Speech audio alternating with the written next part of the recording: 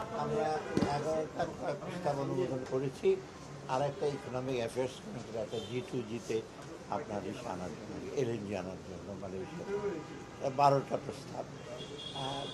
বিশেষ বিষয় হলো আমরা চাল আছে নন বাসমতি চাল আনার জন্য এবং সিদ্ধ চাল আনার জন্য। এখন বাজারে মোটামুটি আতপ চালের স্টকটা ভালো আছে, কিন্তু সিদ্ধ চালের জন্য ওটা দিয়েছি।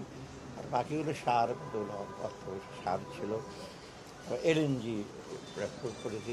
আর কতগুলো কনস্ট্রাকশন, যেটা পুলিশের জন্য কতগুলো মাল্টি-স্টোরি বিল্ডিং পেন্ডিং ছিল, এটা শেষ পর্যায়ে আমরা অনুমতি করে হ্যান্ড ওভার করা হবে সরাসরি। যেটা হবে একটা ঢাকাতে হবে, আর একটা ফায়ার সার্ভিস হেডকোয়ার্টার, এটা অনেক দিন যাবত পেন্ডিং ছিল, সেটাও আপনারা শুনে আশ্চর্য হবেন। 6 বছর লেগেছে দরপত্র মূল্যায়ন করতে। এবং দরপত্র মূল্যায়ন করা মানে তো আপনারা জানেন ভেতরে কত রকম থাকে, তো আমরা একটু ফাইনাল চেষ্টা করি। এই হলো সব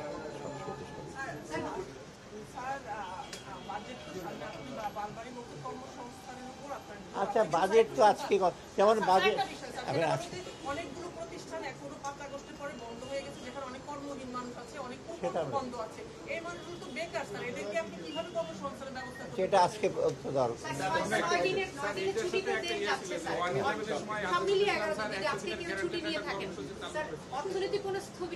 না না না, আমি তো সব কিছু ইভেন আমরা বিশেষ পরিকল্পনা, ইভেন উপদেষ্টা মন্ত্রীর সদস্য বেশিরভাগ আমরা ঢাকা থাকবো, এটা কথা হয়েছে।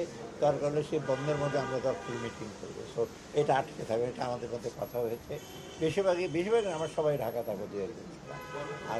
আর সচিবটা যদি বাইরে যায়ও, দেশে থাকলে তো অসুবিধা নয়, বিদেশে গেলে আমরা জুমের মাধ্যমে ইচ্ছে করি। সেটা আমি ওয়ার্ল্ড ব্যাংকে থাকতে হলে অনেকগুলো মিটিং করেছি, সেগুলো অসুবিধা হবে না।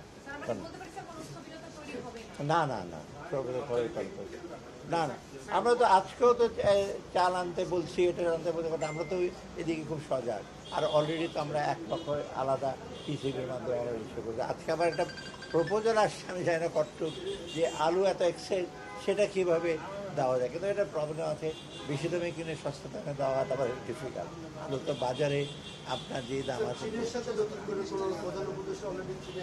আছেন আমাদের যারা গেছে ওরা জানে কী করতে হবে। না, আমি এগুলো কিছু না, ওনার সাথে ইয়ারলি সচিব গেছে, তো সেটা আপনার জানতে পারবেন যে প্রপোজাল কিছু, এটা এখন